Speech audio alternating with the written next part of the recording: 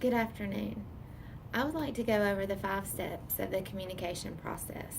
But first, I want to start out with the definition of communication. Communication is simply the transmission of information and meaning from a sender to a receiver. In the first step of the communication process, the sender should clarify the idea. He or she should decide on the purpose of the idea. Also, analyze how the idea can be presented and anticipate the effect it will have on the receiver. In the second step, the sender will decode the message. Here, the sender should consider the receiver's background, culture, skills, communication skills, the context of the message. Also, the sender should choose concrete words and symbols and encourage feedback.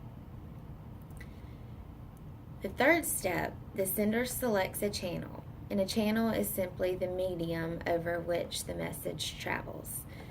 A channel could be email, it could be smartphone, letter, memo, fax, face-to-face, and several other channels. In this step, the sender will consider the importance of the message and the feedback required. Then choose a channel that the receiver prefers. And think of ways to reduce channel noise and distractions. On to the fourth step. The receiver decodes the message. The receiver should always avoid prejudging the message. Strive to understand the verbal and nonverbal cues. Ignore the distractions and create a receptive and learning environment. Finally, the fifth step. Feedback returns to sender. And this is one of the important steps, or I think it's one of the most important steps. The receiver will craft a clear and complete response to the message that reveals comprehension of the message and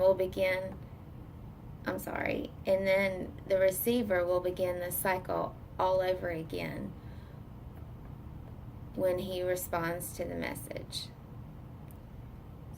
That concludes the 5 steps of the communication process.